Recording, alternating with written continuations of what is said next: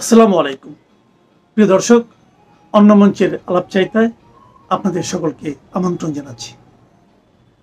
অন্য মঞ্চে আজকে আমাদের আলোচনার জন্য অতিথি হিসেবে আছেন বীর মুক্তিযোদ্ধা, প্রখ্যাত রাজনীতিবিদ, বিএনপির চেয়ারপারসনের উপদেষ্টা অ্যাডভোকেট ফজলুর রহমান। ফজলুর রহমান ভাই, আপনাকে আমাদের অনুষ্ঠানে স্বাগত জানাচ্ছি। আপনাকে অসংখ্য ধন্যবাদ। ফজলুর রহমান ভাই, এই একটা বিপ্লবের মতো গণ অভ্যুত্থানের মতো হয়ে গেল, হাসিনা সরকার দেশ ছেড়ে পালালো, তারপর প্রায় 9 মাস হয়ে গেল, 9 মাসের বেশি হয়ে গেল। এই সময় এসে আপনার কাছে কি মনে হচ্ছে যে আমরা একটা রাজনৈতিক একটা দোলাচলের মধ্যে চলে এসেছি? এতদিন যে প্রত্যাশা নিয়ে আমরা সবাই চিন্তা করেছি, দেশের মানুষ চিন্তা করেছে, সেক্ষেত্রে এই প্রথম যেন একটা বড় ধরনের ঝাঁকুনির মুখে এসে পড়েছি। এ কথাটা আমি বললাম এ কারণে যে আমরা বড় আশা করে, যার উপর ভরসা করে একটা দায়িত্ব দিয়েছিলাম, তিনি যখন হঠাৎ করে অভিমান মিশ্রিত কণ্ঠে বলেন, অভিমান মিশ্রিত কণ্ঠে জানান দেন যে তিনি পদত্যাগ করতে চান, তো এটা কি কোনো আমাদের প্রত্যাশার সঙ্গে সঙ্গতিপূর্ণ হয়? এবং আজকে সর্বশেষ জানলাম উনি নাকি পদত্যাগ করছেন না। তো করছেন না কিন্তু করতে চাচ্ছেন, এই দুটেই বা রাজনীতির বিবেচনা আপনার কাছে কেমন লাগে?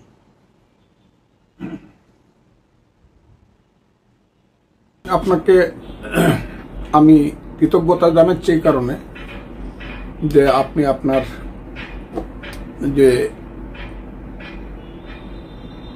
অবস্থান থেকে আমাকে প্রশ্নটা করছেন, আমাকে যে সুযোগটা দিচ্ছেন আজকের বাংলাদেশ এবং তার সরকার এবং তার বর্তমান অবস্থা সম্পর্কে কথা বলার, সেই কারণে আপনাকে কৃতজ্ঞতা এবং ধন্যবাদ জানাচ্ছি।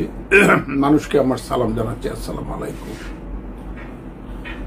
দেখেন, আমার কাছে এখন যে ব্যাপারটা চলছে বাংলাদেশে বর্তমান, এটা আমার কাছে খুব কনস্পিরেটরিয়াল মনে হচ্ছে, খুব ষড়যন্ত্রমূলক ঘটনা প্রবাহ চলছে বলে আমার মনে হচ্ছে। এবং সেই ষড়যন্ত্রের উৎপত্তিটা হয়েছে বর্তমান সরকারের মাধ্যমে। তাদের যে অবস্থান, সেই অবস্থানটা হল তার একটা অন্তর্বর্তীকালীন সরকার।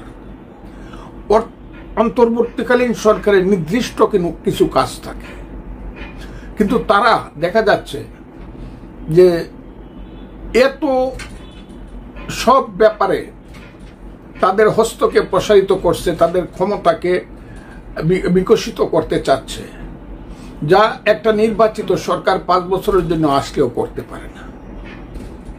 এবং তারা এটা মনেই করতেছে না যে তারা একটা অন্তর্বর্তীকালীন সরকার এবং তাদের মূল দায়িত্ব হলো একটা নির্বাচিত সরকারের হাতে দায়িত্ব দিয়ে তারা চলে যাবে।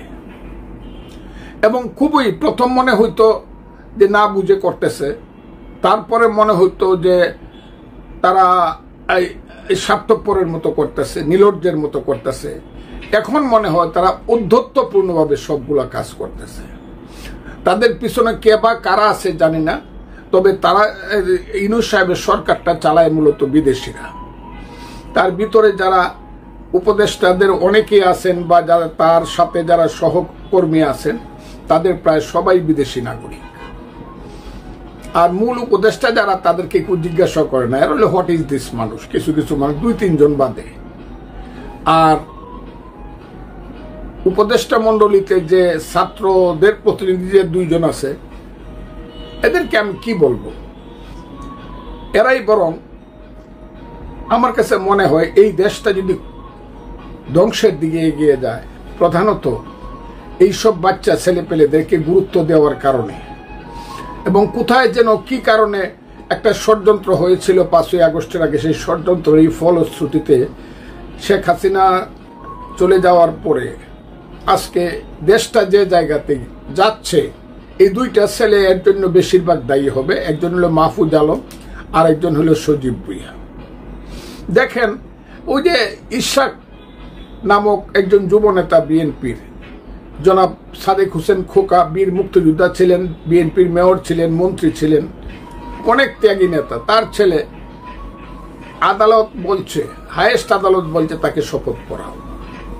যদিও আমি মামলাটা করছি না, কিন্তু যারা মামলাটা করছে দেখতে পাচ্ছি যে আদালতের রায় মেনে তাকে শপথ পড়ালে এমন কি বাংলাদেশ সে একদম মানে অশুদ্ধ হয়ে যেত, যে না এই বাংলাদেশ আর থাকবে না, তাকে যদি দক্ষিণ সিটি মেয়র হিসাবে শপথ নেওয়ানো হয়। এহেন একটা অবস্থার মধ্যে ইরশাদ প্রমাণ করলো যে শুধু সে ঢাকা দক্ষিণের নেতা না, সে ইচ্ছা করলে ইউনূস সাহেবকে 7 দিন ঘরে আটকায় রাখতে পারে এবং মিলিটারি না আসলে পরে উনি আর ঘর থেকে বের হতে পারবেন না, বা উনার সরকার কোনো কাজকর্ম করতে পারবে না, ঢাকা শহর বন্ধ হয়ে যাবে, বিএনপি লাগবে না। ইশাক সমর্থক গোষ্ঠী এই ব্যাপারে যথেষ্ট। এখানে তারা ওই যে ছেলেটা কি নাম কি সরকার, ওই যে স্থানীয় সরকার উপদেষ্টা সজীব ভুইয়া, এইসব ছেলে পেলেরা এই কেরানির চাকরি করার জন্য দরখাস্ত করলে পাইতো কিনা সন্দেহ। এরা আজকে মন্ত্রী হয়ে বসে আছে। হাইরে দেশ! এইসব ছেলে পেলেরা তার নিজের এলাকা মুরাদনগর যাদের সাথে ঝগড়া করে, যেদিন তার ক্ষমতা থাকবে না ওদিনও বাড়িতে যেতে পারবে না মাকে দেখার জন্য। আমি কথাটা সব সময় বলি, এইসব ছেলে পেলেরা এই দেশটার মধ্যে সমস্ত গন্ডগোল সৃষ্টি করতেছে। আর ইউনূস সাহেব এমন একজন মানুষ, আমি বুঝতে পারতেছি না ইউনূস সাহেব 85 বছরের মানুষ, আসলে কি উনার সুস্থতা আছে কিনা, আসলে কি উনার সুস্থতা, শারীরিক সুস্থতা আছে কিনা। সমস্ত লোককে উনি অ্যাভয়েড করেন, শুধু মাথার উপরে তুলে নাচেন ওই 2-3টা ছেলে, একটা নাহিদ ইসলাম, একটা সার্জিস আলম, একটা হাসনা, তার ওই যে 2টা মন্ত্রী। এই 5-7টা ছেলেকে নিয়ে মনে করতেছেন বাংলাদেশকে উনি কন্ট্রোল করবেন। এটা আর হইল তার ওই যে ভিতরের যে ষড়যন্ত্রকারী উপদেষ্টারা, যাদের ইতিহাস, অনেকেরই ইতিহাস এত কুৎসিত, যাদের অনেকেরই ইতিহাস এত কুৎসিত, এই বাংলাদেশটা স্বাধীন করা ঠিক হয় নাই।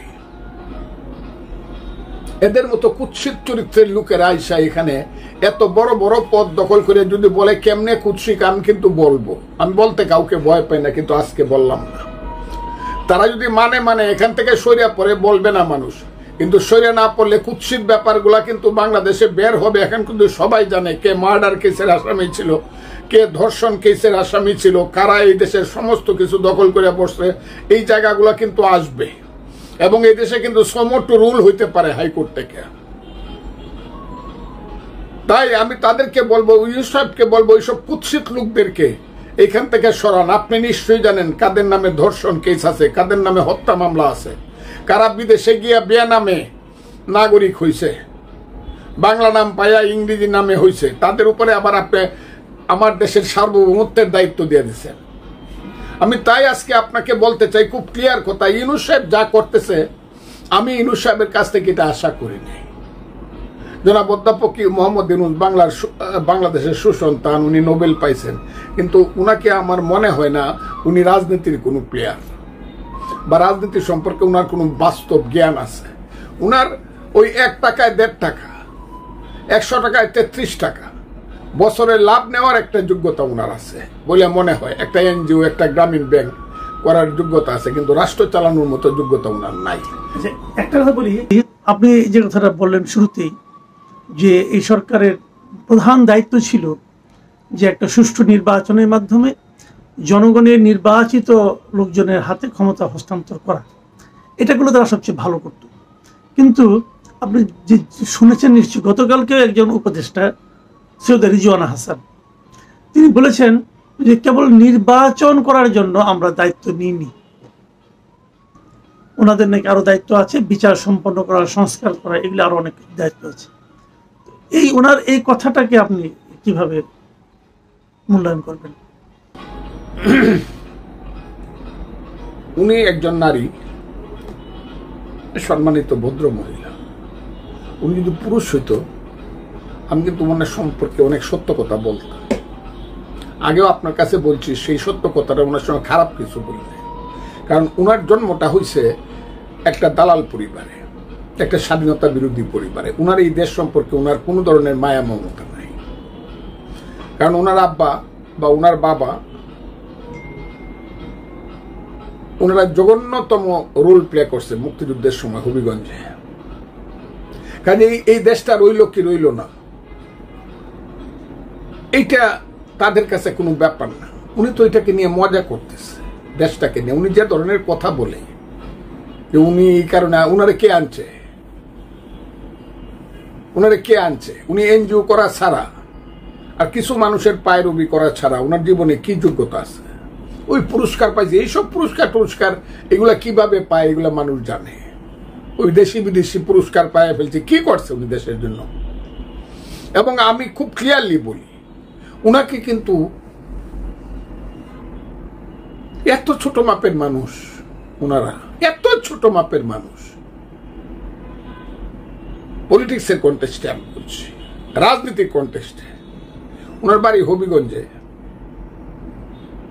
অনেকে 2% ভোট পাওয়া ওনার জন্য খুব কঠিন। কোনোদিন মানুষের কোনো সমস্যা বা তার সমাধানের মধ্যে ছিল না। কিন্তু ওনার মতো একজন মহিলা যে আবারও বলছে, আবার আমি বলতে পারি, রাজাকারের সন্তানেরা এইভাবেই কথা বলে। এবং উনি চলে যাবে কিন্তু দেশ ছেড়ে। দি ডে ইজ কামিং, সময় আসতেছে এইসব কথা বলার অপরাধে। এবং উনি সেন্ট মার্টিন দ্বীপ নিয়ে যে ষড়যন্ত্রের খেলার মধ্যে ঢুকেছিল বা ঢুকে আছে এখনো, উনি কিন্তু এই দেশে থাকবে না। কারণ উনি তো ইংল্যান্ডের নাগরিক। আমি পত্রিকাতে দেখলাম উনিও দ্বৈত নাগরিক, উনি চলে যাবে। কাজে ওনারা কি কইল না কইল, তবে এইগুলা নিজেদের কাছে খুব অপমানিত বোধ করি আমরা যারা এই দেশটা সৃষ্টি করছিলাম। এই যে ভদ্র মহিলারা যখন এইসব কথা বলে, ওই সুযোগের সুবাদে, তখন নিজেকে খুব খুব ছোট মনে হয়। আচ্ছা, ধরা যাক উনি না বলুন, এটা কি ঠিক কিনা যে এই অন্তর্বর্তীকালীন সরকার, এদের মূল দায়িত্বটা কেবল নির্বাচন নয়, তারা সংস্কার করবে এবং তারা বিচার করবে, এটা যদি কেউ বলে, সেটাকে কি আপনি অস্বীকার করতে চান? আমি এক নম্বর কথা হলো, সংস্কারটা নামটা শুনতে প্রথম ভালো লাগতো। সংস্কার এবং সমন্বয়ক, এই দুইটা নাম ঘৃণিত হবে বাংলাদেশে আগামী দিনে। এই দুইটা শব্দ সাংঘাতিক ঘৃণিত শব্দ। আর সংস্কার তো মূলত কনস্টিটিউশন সংস্কার করাটাই মূল ব্যাপার। কিন্তু কনস্টিটিউশন সংস্কার যারা করবে তারা সব বিদেশি মানুষ। আমি চাই না আলী রিয়াজের মতো মার্কিন নাগরিকের পরিচালনায় আমার দেশের সংবিধান হোক আর যাই হোক, কোনো সংশোধন হোক। আর এইসব কিছুই হবে না। এইসব হলো একটা বাহানা, যে বাহানার মাধ্যমে তারা তাদের ক্ষমতাটাকে দীর্ঘায়িত করতে চায়। এবং ক্ষমতা দীর্ঘায়িত করার পথে যখনই একটু বাধা আসে, একটু সত্য কথা আসে, তখনই ওই যে নির্বাচন কমিশন বদলাইতে হবে বলে কতগুলা পোলাপান গেল ওখানে। আমি যাকে বলি Bangladesh children party, national children party, NCP, এই ছেলেরা 150 ছেলে হয়েছে না, 150 লোক হয়েছে না। 10টা রিক্সাওয়ালা ডাক দিলেও 500 লোক যাইব নির্বাচন কমিশনে। ওরা রিক্সাওয়ালার যে জনপ্রিয়তা আছে, এই জনপ্রিয়তা এদের নাই। কিন্তু তাদের কথায় চলে ইউনূস সাহেব। এবং একটা নাটক করছে কয়েকদিন আগে, হাসপাতালে কইছে, তুই কিছু পোলাপান নিয়ে একটু মিছিল কর আমার বাড়ির সামনে, বট গাছের নিচে দাঁড়া, ঠান্ডা পানি খাওয়াইমু, ঠান্ডা পানি মাথায় ঢালমু গরমের দিনে। এইসব রং করে নাটক করে আওয়ামী লীগকে বন্ধ করছে। এই নাটক করার তো কোনো প্রয়োজন নাই। কিন্তু গতকালকের নাটকটা, এই 2 দিনের নাটকটা কিন্তু ইউনূস সাহেবের ফেল করছে। এই নাটকে কিন্তু মানুষের কোনো উৎসাহ ছিল না। ইউনূস সাহেব থাকবো কি যাইবো, আমার কাছে লজ্জাই লাগে। ইউনূস সাহেবের মতো লোক বলছে আমি পদত্যাগ করবো। এটা আমি বলি না, তার যে সবচেয়ে প্রিয় ছেলে, তার নাম নাহিদ ইসলাম, সে বলছে ইউনূস সাহেব বলছে উনি পদত্যাগ করবেন। আমি পদত্যাগ পত্র লেখাটা পর্যন্ত টেলিভিশনে ইউটিউবে দেখাইছে, আমি দেখছি, সেটা আমি জানি না। কিন্তু ইউনূস সাহেব যেহেতু একবার বলছে উনি পদত্যাগ করবে, এখন কে তাকে আবার অনুরোধ করছে না আপনি থাকেন? কেউ তো করে নাই। কিন্তু আমি জানি উনাকে যে পর্যন্ত মানুষ বিদায় না করবে, কোথায় ধরে বিদায় করবে আমি জানি না, কিন্তু যে পর্যন্ত মানুষ ওনাকে বিদায় না করবে উনি যাবেন না, উনারা যাবেন না। কারণ ওনাদের একটা মিশন আছে। সেই মিশন হইল দেশকে আন্তর্জাতিক ষড়যন্ত্রের কাছে, আন্তর্জাতিক কালো শক্তির কাছে এই দেশকে বন্ধক দিয়ে যাওয়া। এটা হলো ইউনূস সাহেবদের দায়িত্ব বলে আমি মনে করি। ওই মিয়ানমার থেকে দৌড়িয়া, আরাকান থেকে দৌড়িয়া আমার রাঙ্গামাটি, বান্দরবন, খাগড়াছড়িকে বন্ধক দিয়ে আমার চিটাগাঙ্গের শুভপুর ব্রিজ পর্যন্ত, ওই বন্ধক দিয়া চিটাগাঙ্গের কি নাম ওইটা, বন্দর, অন্যের কাছে দিয়ে আমি সবসময় বলি যে আমার মা হইল বাংলাদেশ।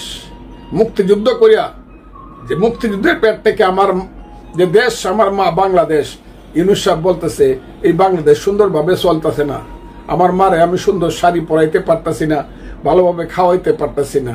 এখন একজন জমিদার আইসা বললো তোর মারে আমার কাছে বিয়া দে, আমি বেনারসি শাড়ি পরামু। ইউনূস সাহেব তো এই কামটা করতেছে চট্টগ্রাম বন্দরের বেলায়, এবং বলতেছে যারা ভালো করে দেশ চালাইতে পারবো, দেশি বিদেশি বুঝি না, তার কাছে আমি দেশ দিয়া দিব। আমার দেশ আমি চালাবো, ভালো মন্দ সেটা আমি বুঝবো। আমার দেশে আজ না হোক কাল, কাল না হোক পরশু যোগ্য ছেলেরা, যোগ্য সন্তানেরা আসবে, তারাই আমার দেশ চালাবে। ইউনূস সাহেব এইসব কথা বলিয়া আমার জাতির মুখে কিন্তু চুনখালি মাইখেন না। আপনি মুক্তিযুদ্ধে ছিলেন না, আপনি এমনি মহান হইতে পারেন। মুক্তিযুদ্ধ এবং বাংলাদেশ সম্পর্কে আপনার মায়া মমতা কতটুকু আছে আমি জানি না, তবে যারা বলে যে করিডোর দিয়া দিবে, যারা বলে চট্টগ্রাম বন্দর অন্যদেরকে দিয়া দিবে, তাদের দেশপ্রেম আছে বলে আমি মনে করি না। এবং আপনি যে বলতেছেন ইউনূস সাহেব থাকবে না, চলে যাবে, ইউনূস সাহেব থাকবে। ইউনূস সাহেবের সাথে যারা আছে, জীবনে ভোট পাইলে ইউনিয়ন পরিষদের ভোট একটা মেম্বার হইতে পারবে না, তারা এখন মন্ত্রীর গদিতে বসে আছে, তারা কি যাইতে চায়? ইউনূস সাহেবও এখন মনে হইতেছে তাদের সঙ্গে সুর মিলাইছে। এবং কোনোদিনই ওই যে কালকে অভিমান করে কইছিল, মনে করছিল হাজার হাজার লাখ লাখ কোটি কোটি মানুষ দৌড়ায় যমুনায় গিয়ে কইব স্যার আপনি যায়েন না, আপনি থাকেন না, হইলে আমরা বাঁচবো না। আরে বাংলাদেশ, আমি একটা দেশ সৃষ্টি করছি আমরা, ইউনূস সাহেবের মতো লোক থাকলো কি থাকলো না, এতে কি আসে যায়?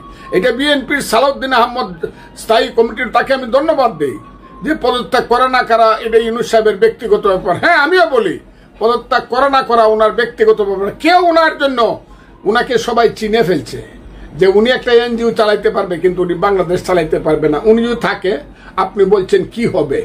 আমি বললাম এই সামনের জুন মাসে গিয়ে আবার গন্ডগোল লাগবে, আবার নভেম্বর মাসে, ডিসেম্বর মাসে গন্ডগোল লাগবে। তবে আমি বিএনপিকে বলবো, বিএনপি রাজনৈতিক দল, জিয়াউর রহমানের দল, খালেদা জিয়া, তারেক রহমানের দল, বিএনপি একবার যখন বলছে ডিসেম্বরে ইলেকশন হবে, ইলেকশনটা কিন্তু ডিসেম্বরের মধ্যে বিএনপিকে করার জন্য বলতে হবে, করার জন্য যা করার তাই করতে হবে। আর যদি না করতে পারে, বিএনপির যে Prestige personality as a political party, এটা কিন্তু বেনিশ হয়ে যাবে। কাজে ডিসেম্বরের মধ্যে ইলেকশন আদায় করতে হবে। খুব ক্লিয়ার কথাটা, ইলেকশন আদায়, এটা এদের বাপের দেশ না যে বছরের পর বছর বিনা নির্বাচনে থাকবে। মানুষ 15 বছর একটা ভোট দিতে পারে নাই, মানুষকে ভোট থেকে বঞ্চিত করবে। ডিসেম্বরের মধ্যে অবশ্যই ভোট হতে হবে। কিন্তু একটা জিনিস, এই ডিসেম্বরের মধ্যে নির্বাচন হওয়া না হওয়া নিয়ে একটা তো বিরোধ অলরেডি শুরু হয়ে গেছে। মানে আন্দোলনের যে শক্তিগুলো, যারা একত্রে মিলে আন্দোলন করেছে, শেখ হাসিনাকে হটিয়েছে, সেই শক্তির মধ্যে কিন্তু এর মধ্যে আমরা দ্বিধা বিভক্তি দেখছি। আন্দোলনের প্রধান শক্তি হিসেবে যারা নিজেদেরকে দাবি করে, সেই এনসিপির নেতারা 3 জন উপদেষ্টা পদত্যাগ চেয়েছেন, এবং পদত্যাগ চাইতেই পারেন, কিন্তু সে পদত্যাগের চাওয়ার কারণ হিসেবে যারা উল্লেখ করেছেন, ওই 3 জনের সঙ্গে নাকি বিএনপির এক ধরনের সম্পৃক্ততা আছে। আবার বিপরীত দিকে বিএনপির পক্ষ থেকেও উপদেষ্টা পরিষদের 2 জনের পদত্যাগ চাওয়া হয়েছে। তারা দাবি করছে ওই 2 জনের সঙ্গে নাকি এনসিপির সম্পৃক্ততা আছে।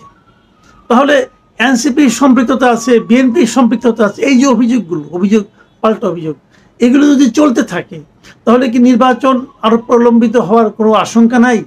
আশঙ্কা মানে কি? অবশ্যই আশঙ্কা না, শুধু অবশ্যম্ভাবী এভাবে চলতে থাকলে আমি তো মনে করি ইউনূস সাহেবের অধীনে কোনো নির্বাচন করা উচিত না। এখানে একটা নতুন তত্ত্বাবধায়ক সরকার হওয়া উচিত, আইনগতভাবে সুপ্রিম কোর্টের সিদ্ধান্ত নিয়ে, আইনগতভাবে, এবং 120 দিনের মধ্যে ইলেকশন করা। ইউনূস সাহেব এবং তার যারা সাথী আছে তাদেরকে দিয়ে এখন আর ইলেকশন করাই দেশে সম্ভব না, কারণ তাদের প্রত্যেকেরই একটা পক্ষ আছে। আচ্ছা, এই আপনি বলছেন এই গভর্নমেন্ট নিরপেক্ষ থাকছে না? এই গভর্নমেন্ট কোন নিরপেক্ষ? ইউনূস সাহেব নিজেই নিরপেক্ষ না এখন, কারণ উনি ওই দলটা, এনসিপি যে দলটা, যে দলে 150 লোক হয় মিছিল করলে পরে, এই দলটা হইলো ওনার নিয়োগ কর্তা। আচ্ছা, তাদের কর্মচারী। আরেকটা কথা, এই কথাটা বলে আমি শেষ করবো আলোচনাটা, সেটা হলো যে প্রধান উপদেষ্টা যিনি প্রেস সেক্রেটারি, তিনি একটা জায়গায় বলেছেন যে তাদের সরকারের নাকি সবকিছু করার ম্যান্ডেট আছে। এখন এদিকে যখন এই অন্তর্বর্তীকালীন সরকারটা গঠন করা হয়, এটা তো সংবিধানের মধ্যে এর কোনো অপশন ছিল না, কিন্তু এটা গঠন করার ক্ষেত্রে সুপ্রিম কোর্টের কাছ থেকে এক ধরনের একটা পরামর্শ নেওয়া হয়েছে।